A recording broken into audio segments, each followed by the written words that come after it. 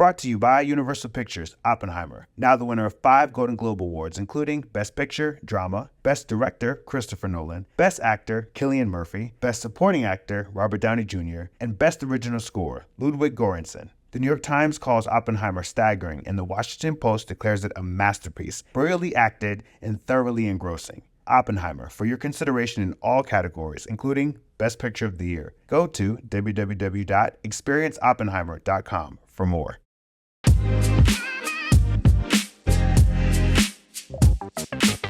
For the Los Angeles Times and The Envelope, I'm Mark Olson. I'm Yvonne Villarreal. I'm Shawn Finnie. And this is our first episode of the new year. Welcome back to all of our viewers and listeners. It's good to see the both of you again. So now things are really getting going. The Palm Springs Film Festival had their big awards gala, which is kind of an important whistle stop early in the year. Golden Globes gonna Golden Globe and do their thing, and now we're sort of like charging ahead to those Oscar nominations. But Yvonne, you have a really terrific interview for us this week. Who did you talk to? I'm talking to somebody that's been getting a lot of praise and awards buzz. That's Da'Vine Joy Randolph, who stars in the Alexander Payne film, The Holdovers.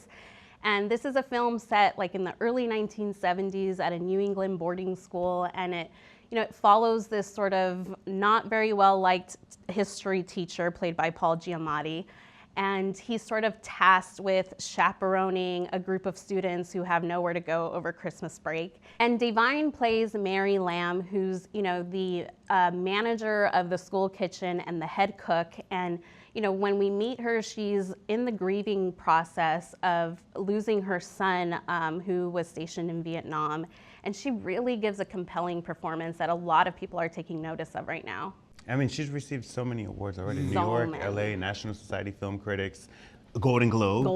Which is huge, and I really think that this sets her on track towards really kind of being a powerhouse contender in this season. 100%. But also it really builds on what she's been doing over the past few years. I mean, Justice for High Fidelity. Yeah. Like she's been like building to this and getting a lot of attention over the last few years. Well-deserved attention. And you spoke with somebody that I think we all sort of admire the catalog. Fought over who was going to do this interview. Yeah. I won. Yeah. I spoke with Miss Ava Duvernay about her film Origin, which, I mean, for me, really shifted and moved in so many different ways. I think we said we ugly cried. We bonded on the fact that we ugly cried about that. But it followed Isabel Wilkerson's life and really just her life and her own personal loss in her journey, played by the amazing Angelina Ellis-Taylor, while she was writing the book, Cast. And I think that it was so interesting to see the book as we know it. It was built on such theory and studies, but then the life behind it at the same time. I think it really bonded and bridged her life with the book as well. And so really excited to speak with Ava about that, and spoke to her at the Array campus. I love those, people say creative campus, and I really feel like that's a place that it's really true. Like you feel like things come out of there. It's such I love that set of buildings that she has there. It's a really great place. Yeah, and I think it's so amazing because it's very intentional. They have like their editing bay there. They have all of their Array film works that are happening there. The community gets to come there and watch films as well. I interviewed her, in the theater. I interviewed her in that theater. So it felt really like, oh, I get it. Being in that space was really immersive. Not to downplay any of that, but did you tell Ava that I want the rom-com with John and Ajanou? I didn't tell her yet, but I think this is another opportunity for part B of the interview for us to have. That's a meeting. That's a Zoom meeting we need to have specifically around I'm available whenever you want to do it. Yeah. So after the break, let's get to it. And Shawn will hear your interview with Ava Duvernay.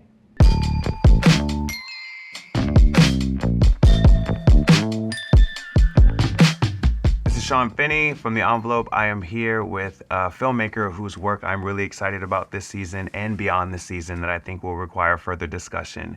Writer, director, and human connector through art, film, and culture.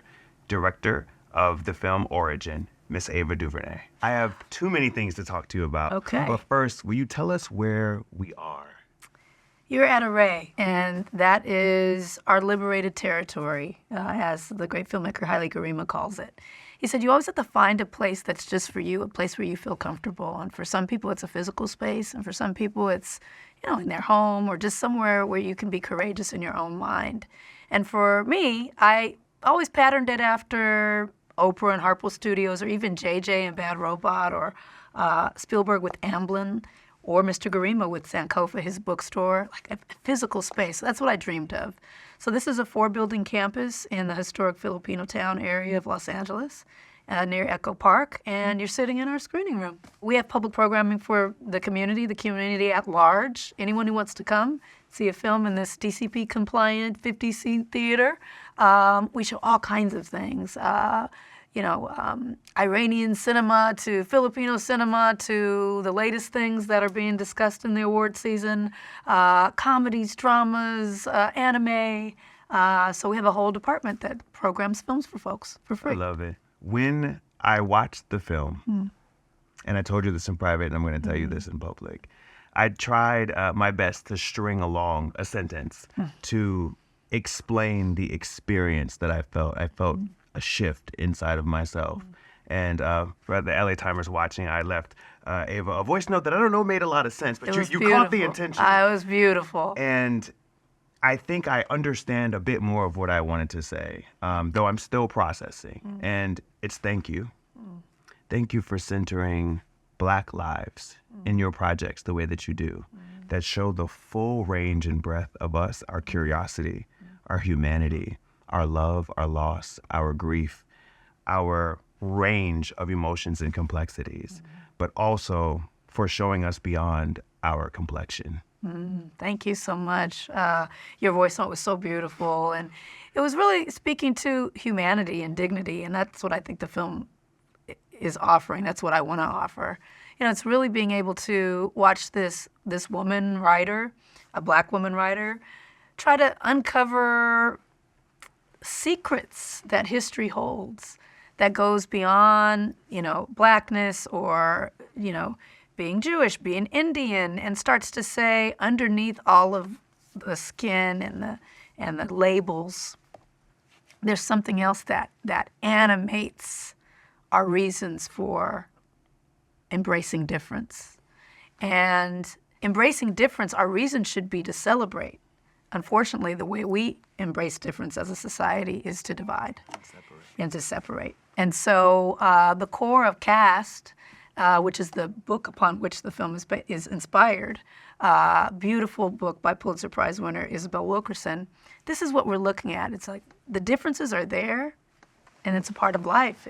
But why are we embracing it from a place of fear as opposed to a place of beauty? Somebody asked you a question. They said, what do you want people to feel after watching this film? And you said, I want them to just ask the question, who am I now? And so my question to you is, when I watch what I experienced, I can't help but the emotion that was there was also in the emotion in the research, also in the emotion in the preparation. So who are you now after creating that world and diving in? Who are you now? Well, for me, that's a big question. That's a good one. Look at you turning my question around on me.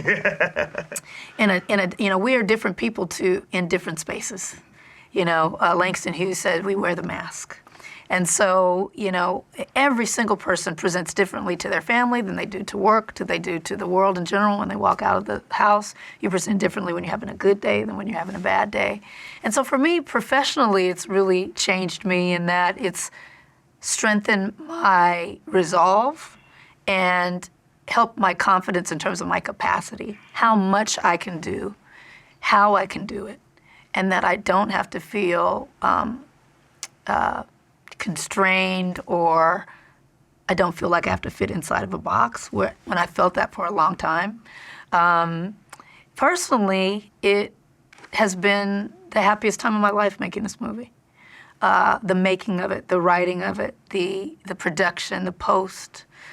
The presentation to the world has been hard. And so that now it's taking a different turn. It's like waves. But making it, just making it, oh my gosh, I felt so alive, so joyous. And I have to get back to that.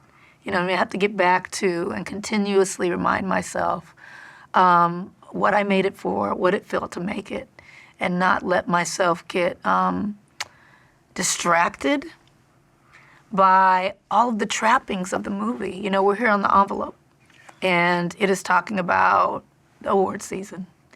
And for me, I've really had to orient myself to what that means to me in the context of this film, which for me is so much greater than awards. And so, and yet I know that awards helps people want to see it. So you get caught in a, you know what I mean? You get caught in this kind of conundrum, this kind of, the tail wagging the dog a little bit. And so that's my views about him have definitely changed since Selma, and views about my place in the industry, views about my abilities as a filmmaker, views about myself just as a person in the world. So the film has been a great gift to me. And I was speaking with Ed Zwick. He did one of my Q&As. Filmmaker that I've followed and really loved his work over the years. And he was talking about, the arbiter of success is time. He says it's really time. He says, I've made a lot of films. Some remember, and some they don't. And it's time that will tell. Will your film be remembered? When someone watches it years from now, how does it hit them? Will it help someone in the moment in 10 years as they see it passing on free TV? The film itself lives on outside of the context of this moment.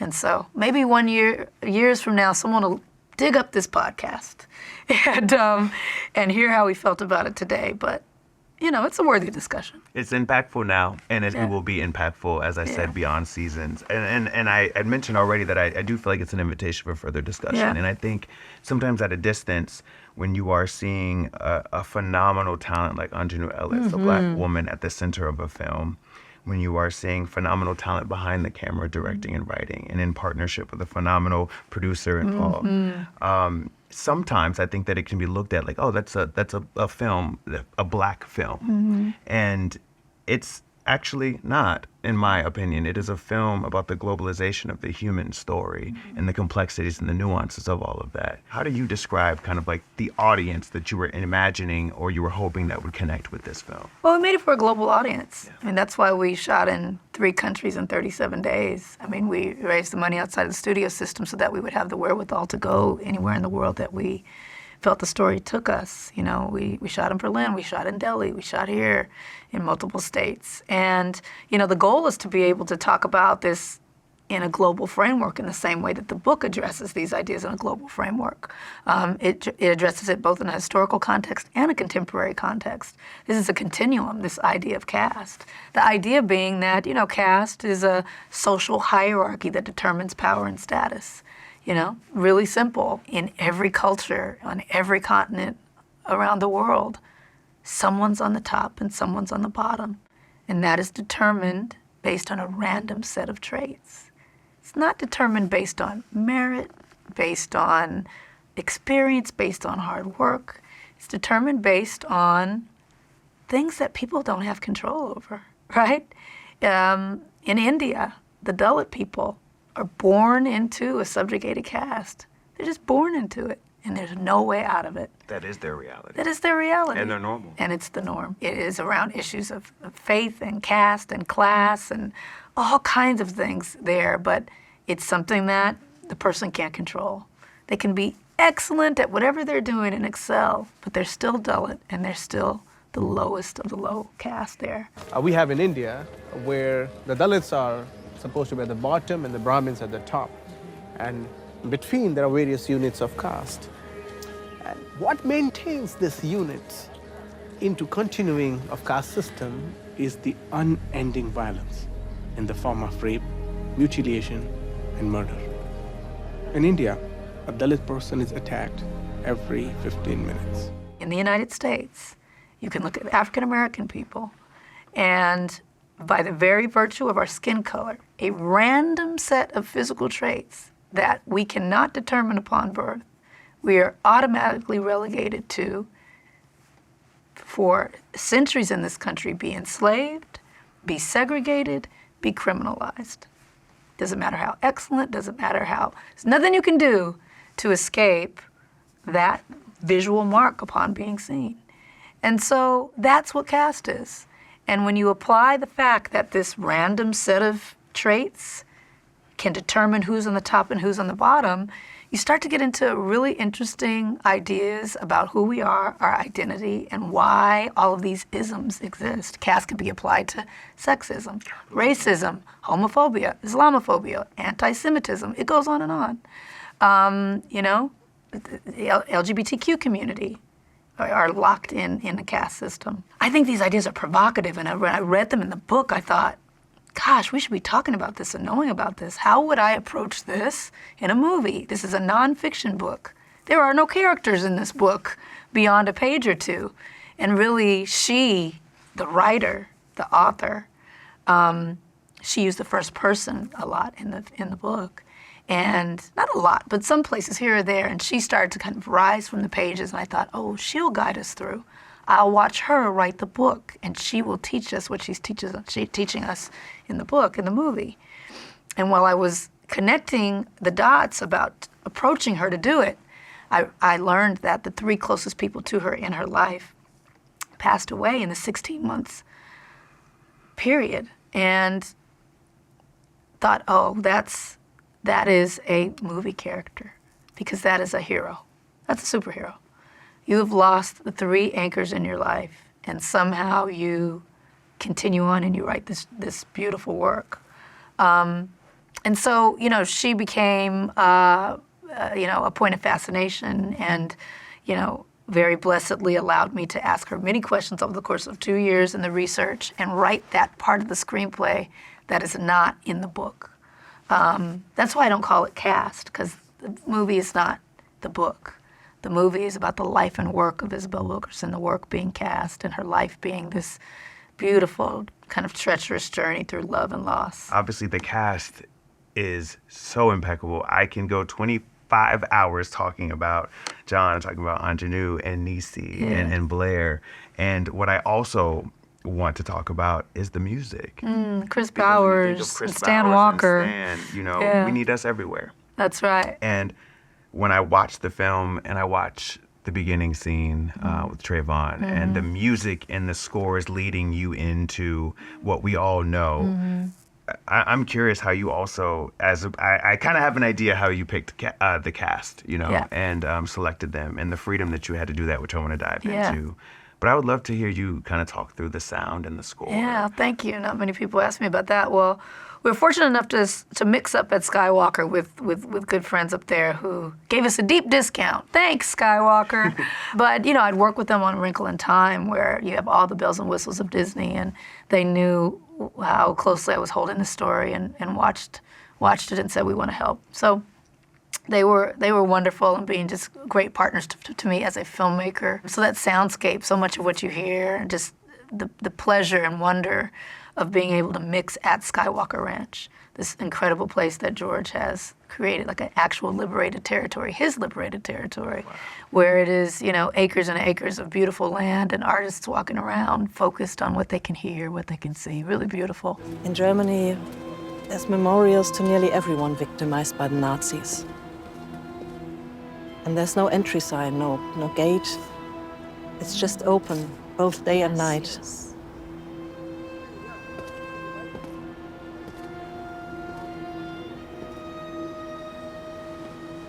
Just standing to bear witness.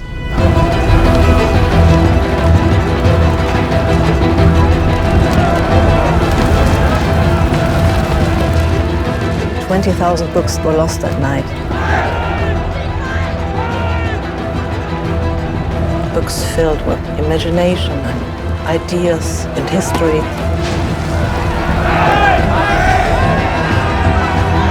And then Chris Bowers, my composer, I always say my composer because I feel like he's mine. This is our fourth time. It's an intentional mine. It is. It's the 4th time working together, and it's just such a delight when you collaborate with someone who's wildly talented, but also has just such a spirit of, he's a peaceful spirit to him. He calms me. When Chris comes in the room, he's like a magnet for everything good. Good brother, good, beautiful musician, and so in tune with my images. Like, he catapults my intention into another place with his music. He lifts up what I meant to do and takes it to another place. That's what the collaboration is for me, and it's such a joyous collaboration. We have fun, and I know no instruments, and oftentimes I will mention the wrong instrument. Chris, I think that flute there, it's a little heavy. He's like, okay, flute. I can see him thinking, which instrument could she be talking about? Because there's no flute in this song. But he's always kind to me. It's like that would be a trombone, right? A trombone. Yes, that's what I meant. That's what I heard. That's trombone. what I meant. A Yes. trombone, literally. But the music that he crafted for this, you know, he did so much research. He researched, you know, music that was actually written during the Holocaust. In the camps, under duress, musicians still performing sheets of music that were written with no instruments that were found later in the camps, rhythms and notes and words that conveyed the suffering and the hope and the despair and the loss and the memories. And you know, he delved into Dalit music and actually talked with Dalit musicians and counseled with them and, you know, got counsel from them and consulted with them about certain, you know, percussions and certain instrumentation that would be so that Dalit people could hear it within our film and recognize it, notice it, and feel seen and heard within the music. And then authentic too. Authentic to that, yes. The research, it is its own film essentially to create that world. Yeah, to accompany the sonically. world Yes, sonically yes. that you're doing, and I can't help but Stan Walker. That song. How It's- did you and Stan connect? We connected through 2023. The ridiculous ways that people meet in 2023, which means online. Yep.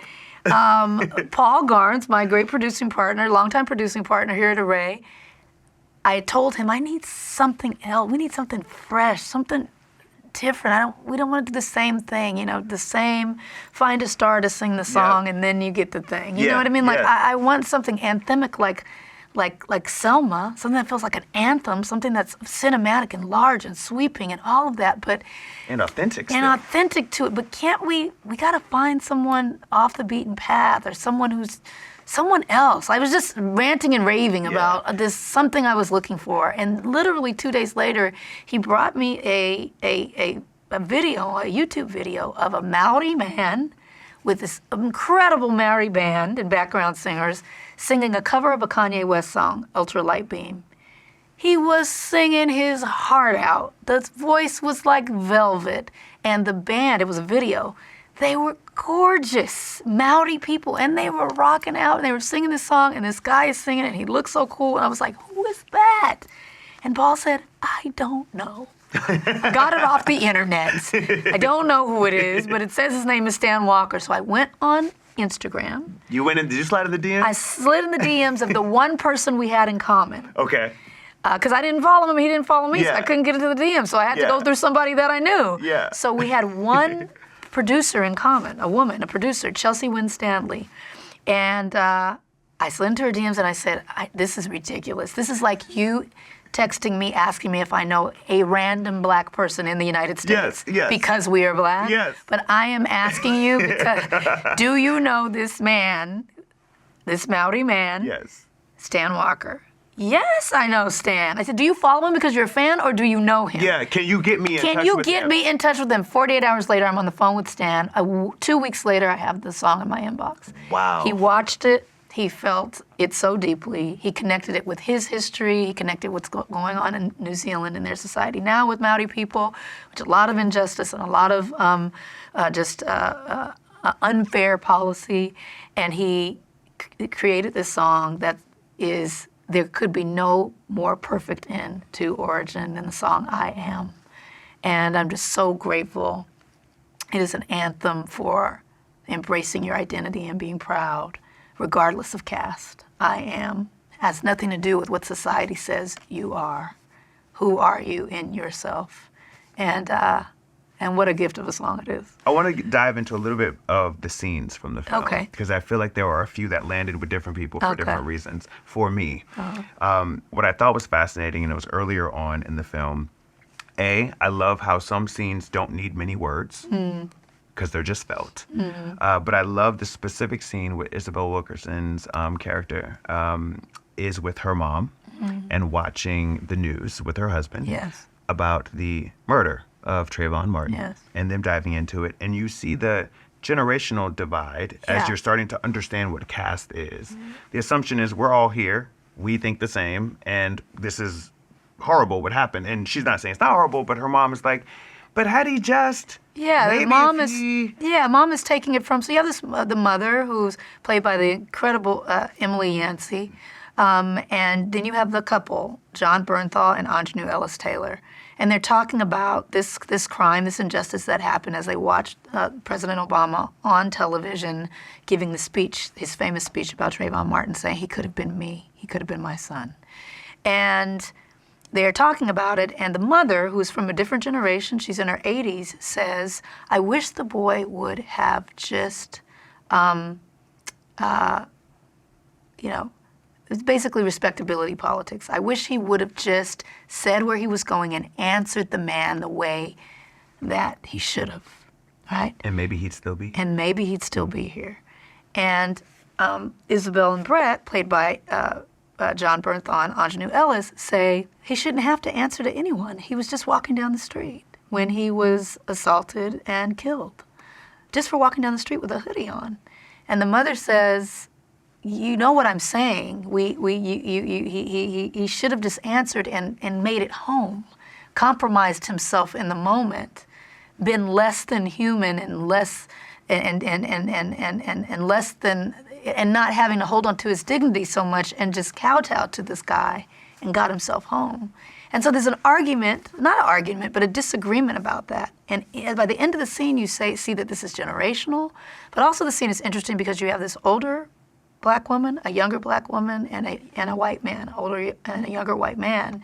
And so it's generational, it's class, it's race, it's caste, and it's all mixed up in this one scene that's quite a tender scene between family members. And that's, I think, what we try to do in a number of scenes. It's how people from different sides of the spectrum are connecting on very mundane issues, just a conversation about a crime or fixing a sink. There's another scene that people talk about a lot with Nick Offerman and Ingenue Ellis Taylor. Nick Offerman is a plumber who walks into the basement wearing a MAGA cap. This is a real story that Isabel Wilkerson experienced in her home when a plumber, came in to service her home and he was wearing a MAGA hat. She needed him. Her husband had passed away. There was water in the basement and she needed help. The person who showed up to help had on a symbol that basically says, I don't agree with you, I don't believe in you, I'm not checking for you. This is the way that was metabolized. He wasn't looking at her, he was just wasn't looking at her, wasn't focused on her, had dehumanized her in his mind, and was treating her as less than a service worker should treat their customer. And so through the scene, as the scene unfolds, you see how she deals with it, you see how he deals with it, and where it ends. And I think... And where they connect. Where they connect. Each scene in the film is constructed to challenge and to ask you what you might do in that situation.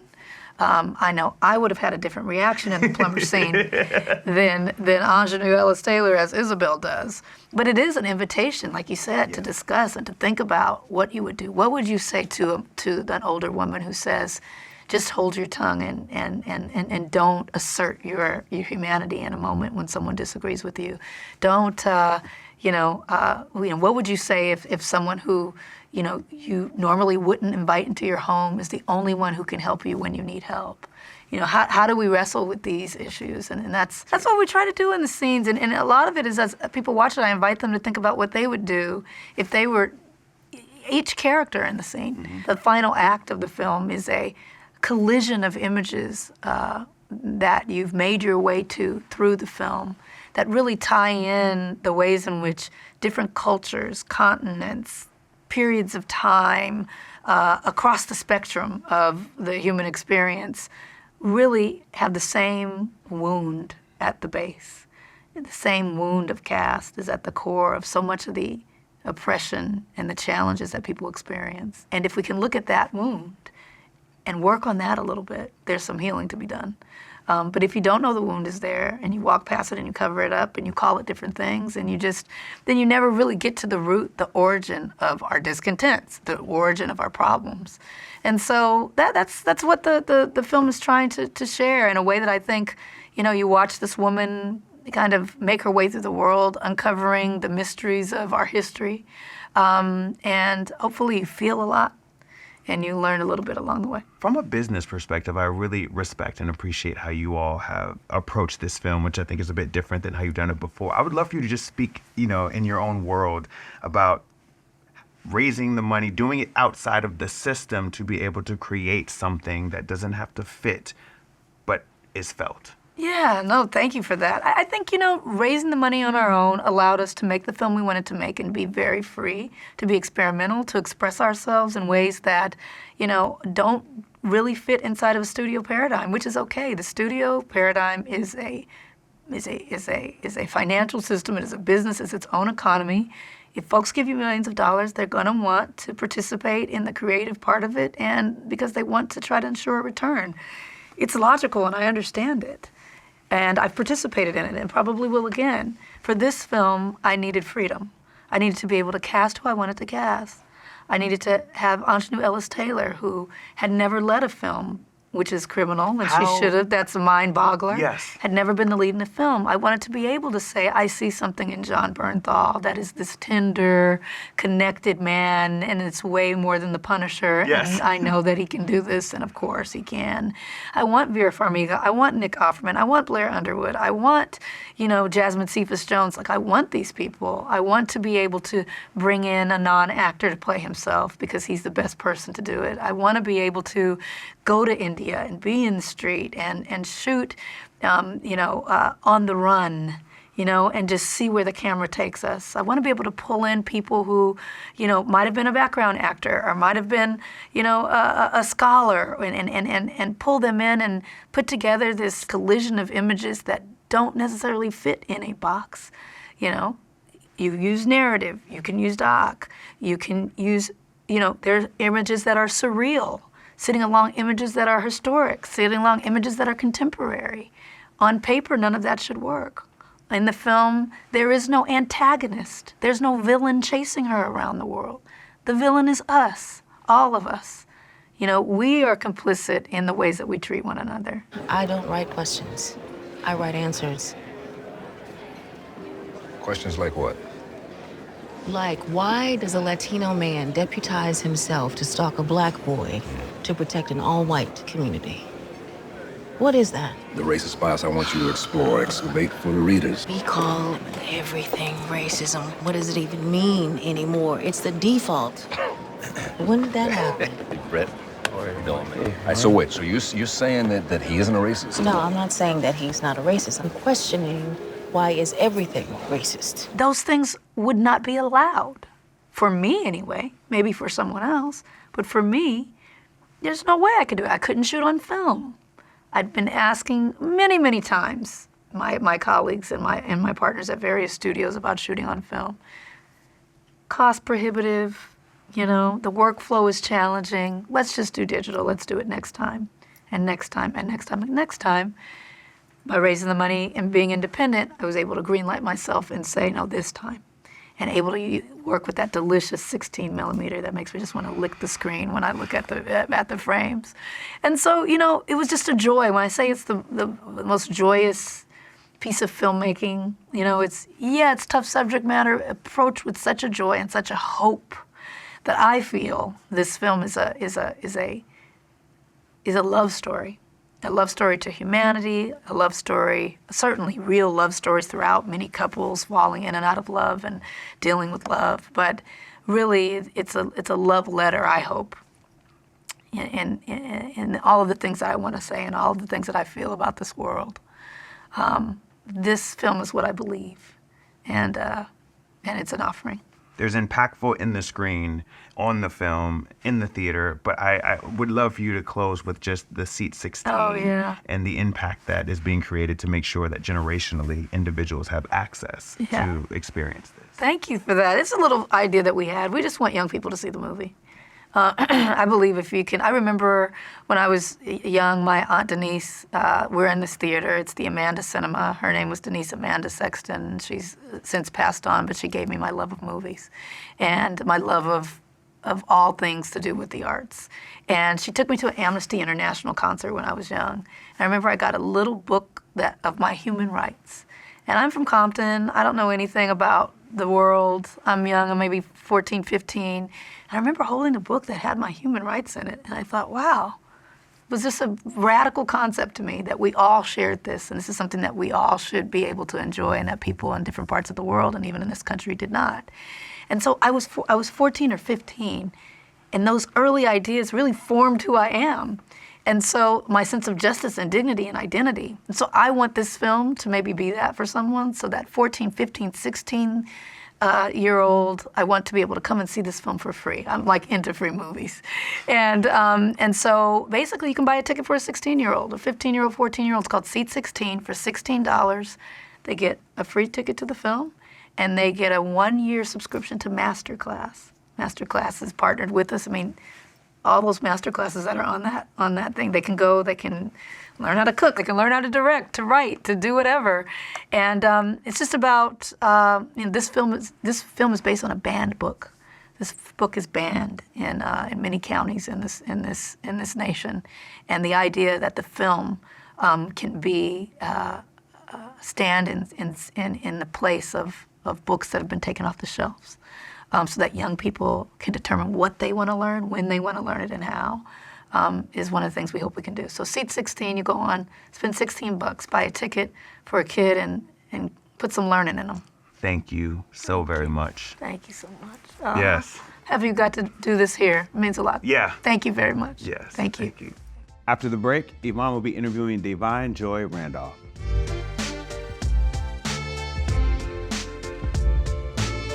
Da'Vine, it's so nice to have you here. Thank you. So the role of Mary Lamb came to you because director Alexander Payne had long had you in mind for this, but you know, he had to deal with studios thinking he should get a bigger name at one point. Talk to me about what your conversations were like with him and what he said, why this role was for you. The conversations, as they started, first he had mentioned that he had seen a good bit amount of my work in advance, which is rare, to be honest. Or they'll know of like one. That's their personal one, right? For whatever reason.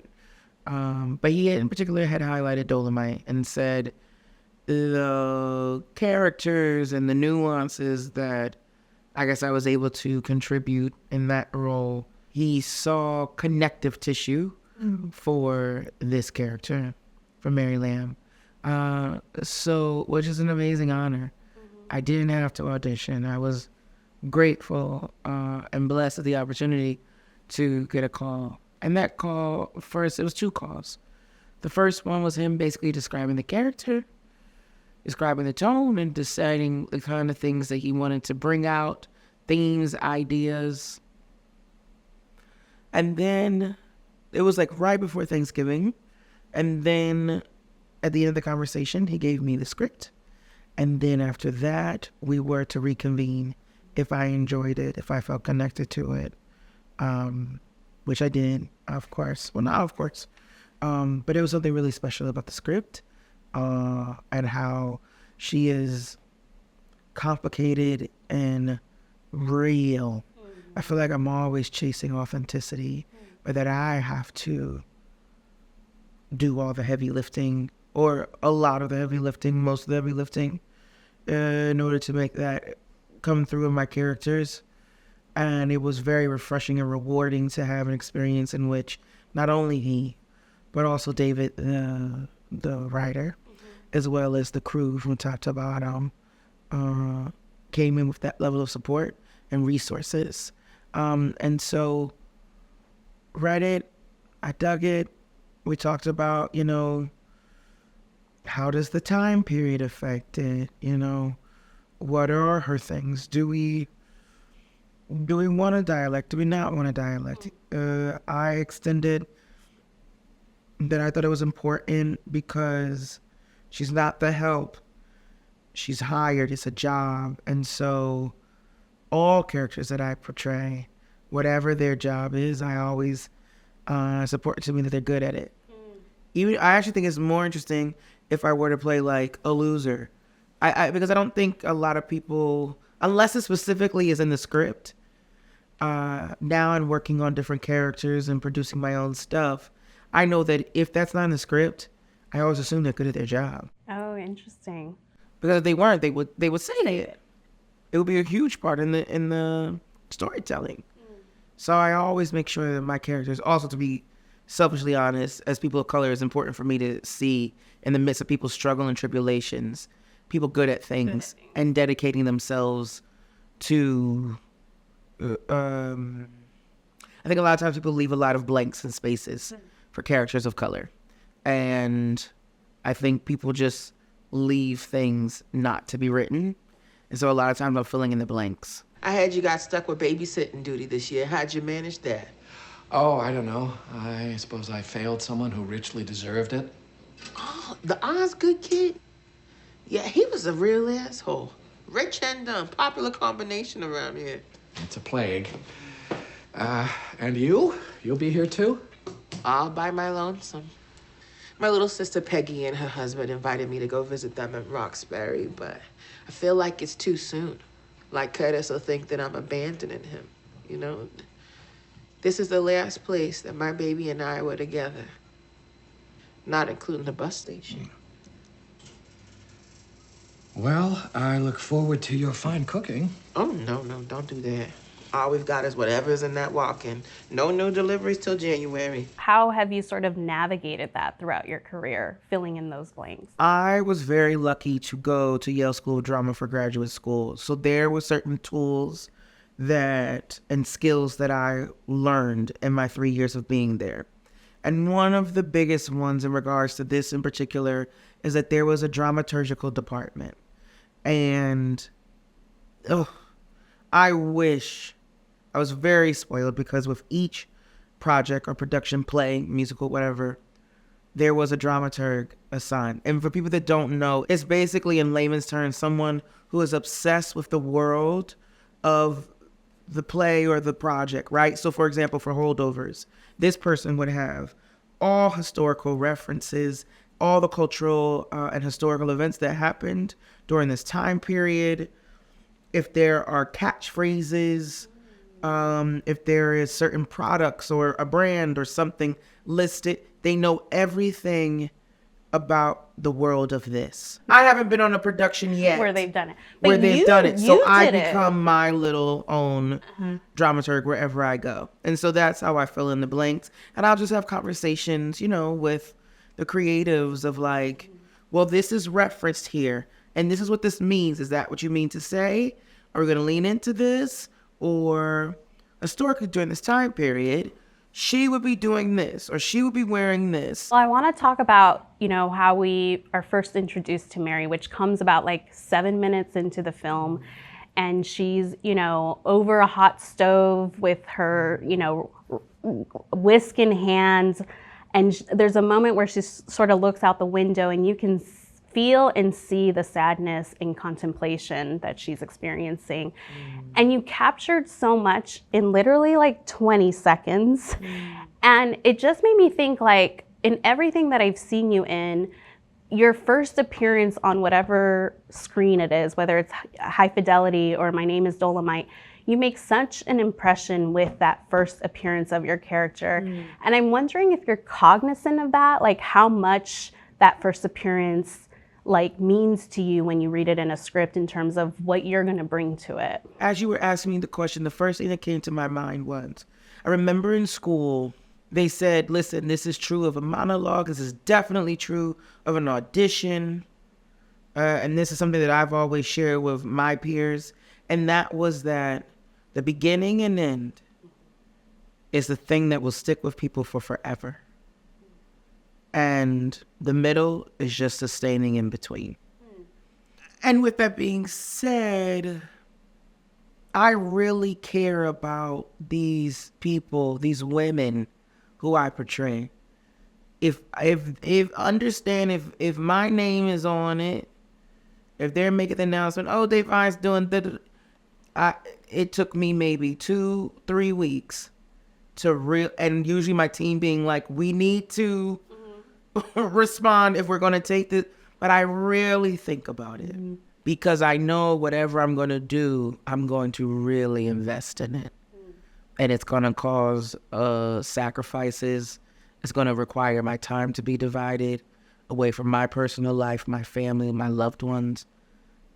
because I don't know, in my baby stage of my career, I don't know how else to do it yet. But in regards to Holdovers, in that moment, that was one of her many like silent moments. And so in those times, the script changes almost into like a novel or prose. It changes form, in which almost like, and I mean this in the best way possible. I mean, I think romance novels are amazing, but I don't know in the literary world if people like look down on it or not. Right. But how in romance novels, the details are so Precise. Yeah. It's almost like erotic literature. Like, you know what I mean? Yeah. The detail, the censor, it's so, and the You color, feel it. You feel it. And that's how this man wrote. And I didn't have any word. And I remember reading it being like, why does it change like that? Because they didn't tell me like, oh, hey, listen, I thought maybe you're going to just, I don't know. It was like, because sometimes this stuff will be in a script and no one ever, the viewer will never see it. We know this and we're like, oh, that was interesting. But when they then, I think it was the first time we did do one of these silent scenes, I was like, oh, because I didn't prepare for it. I thought it was just for me to know and them to figure it out. And so in that moment, I think it's just, I'm beginning to learn the power of being and just showing up and it just being that. And so a gift that this movie has taught me is that I can also have power in stillness. I think I've played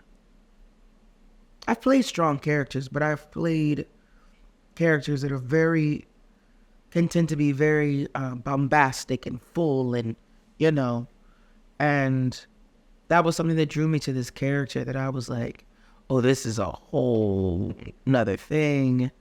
She's more quiet and contemplative in general. Let's take Mary home, make sure she's okay, and we'll come back. Out of the question. Come on, would you give me a break? God, I was hitting it off with Elise. No, the niece? Are you kidding me? This poor woman is bereft, and all you can think about is some silly girl. I don't need you feeling sorry for me. See?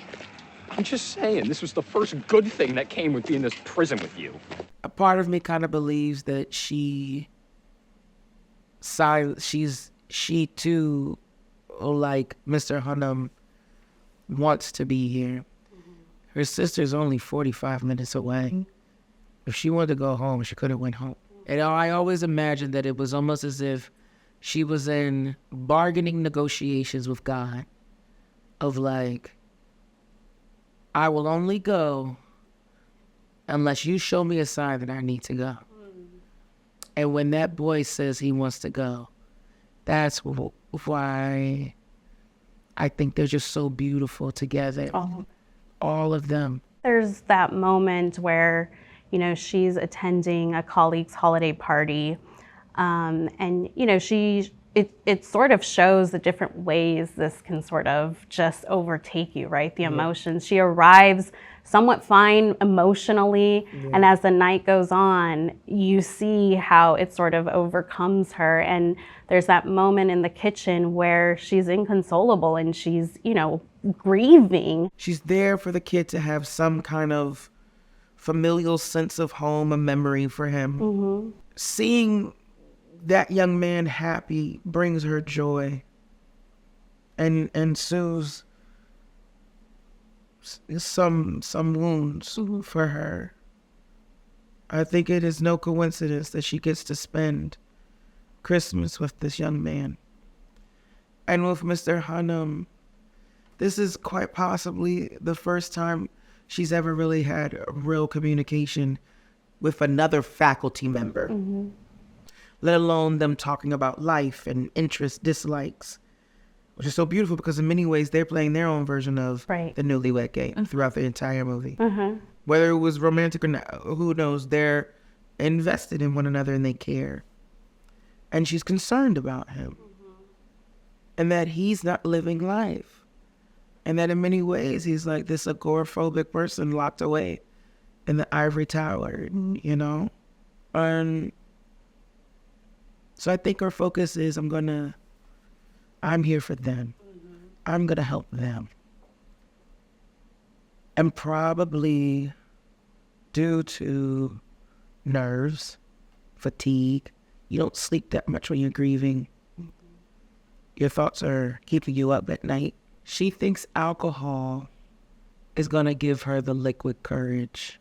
And the alchemy of alcohol can do one or two things. And it does the other. Uh-huh. And so I think it's why it goes on this. She never intended for that to happen. That lady never would have even walked through that door. She always keeps it together. If she thought that was going to happen.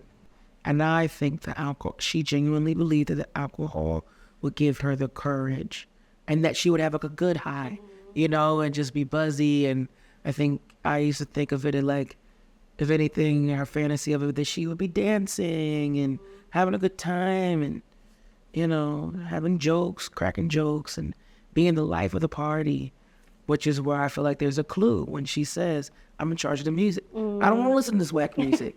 I'm a DJ. I'm going to play my tunes. I got this stuff going. Right. You know? But she plays herself. You know what it's like? It's almost like, you know, like if you're going through a breakup, like, why are you on social media looking, you know, it's like we do it to ourselves. We do it to ourselves. Why are you listening to y'all song? Why would you do that?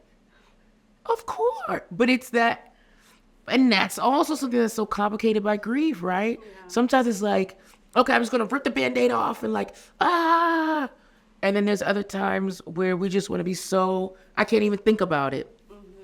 I don't know. I think she's just trying everything possible. Well, yeah, I mean, Alexander talks about this is really a love story of these three very different people coming together and finding ways to love each other. And obviously we know Paul Giamatti is this veteran who delivers stellar performances with everything he does. But Dominic is, you know, this newcomer who hasn't done this before. How was that sort of, you know, finding your way through this film together? Easy. I don't know why. But it was easy. I knew Paul was going to bring it and then some. He really exceeded, even from, I've watched everything that he's done, but even in that he's exceeded what I ever thought. And one of the nicest human beings I've ever met. So caring and loving and kind. So that, especially as being the lead, sets the tone. I felt comfortable as an actor. And I felt supported as an actor by him. And then Dominic just, they cast him for a reason. You know what I mean? But listen, I think anybody can act. It really just... You haven't met me, Da'Vine. No, I cannot act. It really comes down to vulnerability.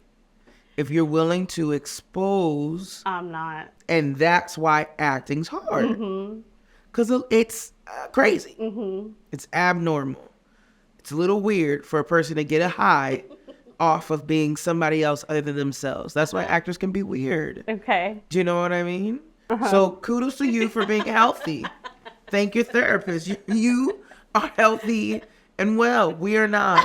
We are not. But no, who he is as a young man, Dominic, he's an old soul. He's lived this life. It is art imitating life for him. He looks like he's straight out of 1970. And that is his real haircut. They didn't do his hair for the... If you look at... He's here now in town. That's how he's rocking his hair right now. And so, but that's beautiful. Then that means like, of course, then you're doing the part. You're meant to do this part. With each project that you do, the recognition of your talent continues to grow. And with this performance, you're getting so much praise and awards buzz. You're picking up top critics' prizes. I'm curious, like, what does that do for you in terms of how you view yourself as a performer? It is an affirmation to keep going. It's the little voice inside that's like, keep going. It matters. It does. I want a movie starring Da'Vine. I want you to lead it. I want a rom-com starring Da'Vine. Are those things that you want? I want to give voice to the voiceless, you know, as a minority and as a female. Because with Dolomite, it really tripped me out that I couldn't search that woman. And that's a real person that made a big impact on someone's life. And there was not tons, but a good amount on Rudy Ray Moore. And I literally had to dive and find a party album to just hear the woman speak. And that I had to base my entire performance on. And that shook me, where I was like, this is crazy that for female narratives, we don't have it. And so I just want to tell these stories. And so I try to position myself, maintain my craft, maintain my skill set so that I can be afforded these opportunities to be in these kind of spaces, the Alexander Paynes of the industry. It's one thing to do, you know what I mean? Like with your people, and that's cool. But I think you can also make a quite bigger splash potentially to be in spaces where you aren't there. Right.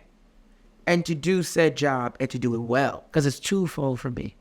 It's me wanting to make a difference within the industry at large. But my devotion is always to the viewer. Mm-hmm.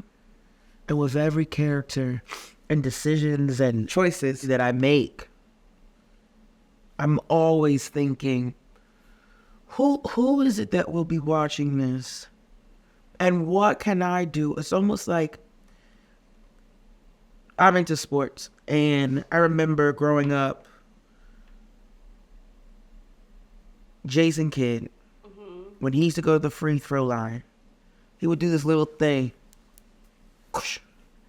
And when I watched an interview and they said that was him saying hi to his kids, I thought that was so cool. And I remember as a kid being like, I don't care what I be when I grow up. I want my little, and that's what I do. I think of the viewer. I think, what is it that could be relatable or allow them to feel seen? Or I'll intentionally do, like with High Fidelity, it was all about pop culture and the here and now. I'm asking friends, my younger cousins, my younger sister, what's the dance move right now? What are they doing? You know what I mean? I had to have her be relatable to a certain demographic. With this, I'm pulling back, to my ancestors, the people who are in my personal life, the women who have been trailblazers in my industry that has afforded me to be in this position. I pay homage to them. You know what I mean? I'm paying homage in the hairstyles that I choose, in the clothes that I'm wearing, and the little accessories or the coat that I, you know what I mean? All these little details are my subliminal message, because it's a love letter. Thinking back to your time at Yale, and maybe I'm projecting a little bit, but I would imagine that this is how I would feel, maybe that I don't always belong. And as you're navigating your way through that, of discovering who you want to be as a performer, when you think back to that time, have you become the actor that you sought out to be? You're a very good interviewer. I just want you to know that. Thank you. You're a very good interviewer. When I applied for graduate school, because of how I looked, now you have to keep in mind, I'm a classically trained opera singer. When I began to refocus my energy to this new art form, I knew nothing of it. But one thing I did know is that I never wanted to be a stereotype, and I did not want to be limited by how I looked to whomever was looking at me at that moment. And so I was getting callbacks to these different schools, and when it came down to the interview, and they asked, what do you want to get out of school? I said, I want to be able to learn through you and gain a skill set, like a toolbox of skills and resources so that essentially I could play Juliet and Romeo and Juliet and be in the body and the skin that I am in, and you believe it, and that in some way I can disappear and that character can show up instead.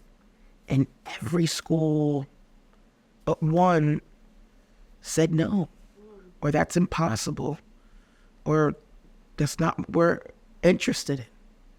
And Yale School of Drama was the only one that was like, but of course, that is what our entire curriculum is based upon. Yeah. So I knew that was the place for me. If I was going to do this acting thing, this would be where I need to do it. And as I was getting my training, I was the only black female in my class. There were 2 African-American men and 1 woman from Puerto Rico. And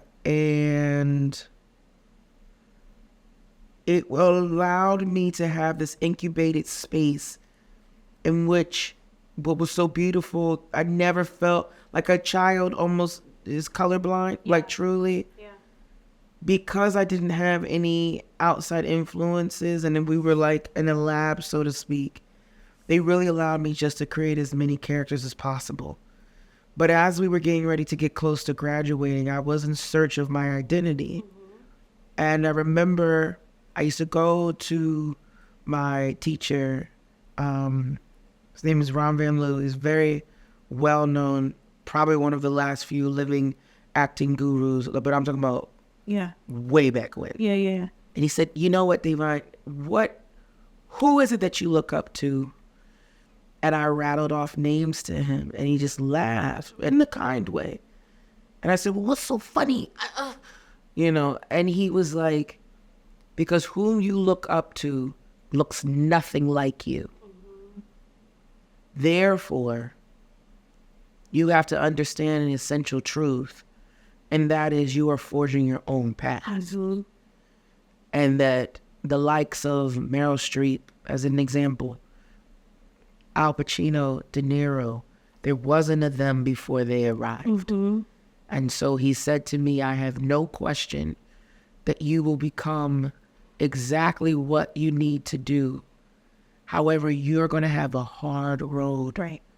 Because you're not going to have a blueprint set before you. But you have to invest and believe in yourself. And in believing yourself, you can never go wrong.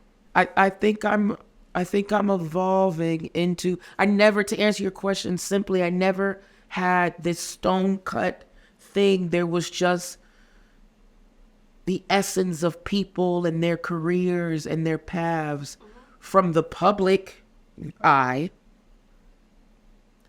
that I thought I wanted. And what's crazy is, as I'm getting to know these people personally now, I'm getting more insight. Some things that I thought were true was true. Some things I thought was true was not true at all, in the best way possible.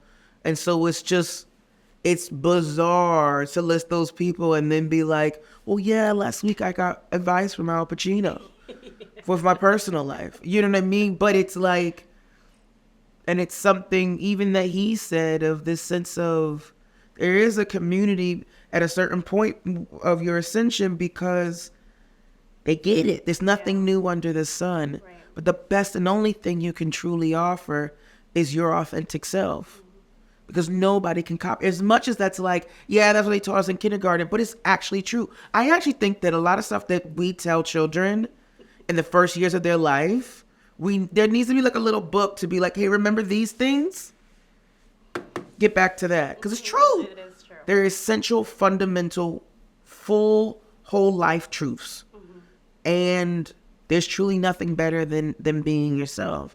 We got to love on ourselves more. We have to explore more, travel more. In between gigs, I like to go away if I can afford to do so.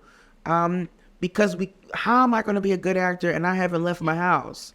We have to have experiences, and we need to get out of America to explore other places to get insight of how other people function and live. I just want to congratulate you on your success. I can't wait to see what role you tackle next and continue making that blueprint. I really appreciate it. And that'll do it for another episode of The Envelope. Thank you for watching and listening. Please subscribe wherever you may watch or listen. And we'll be back with a new episode on February 15th. That'll be coming after the Oscar nomination, so we'll have a whole new round of guests. Please watch and listen along then.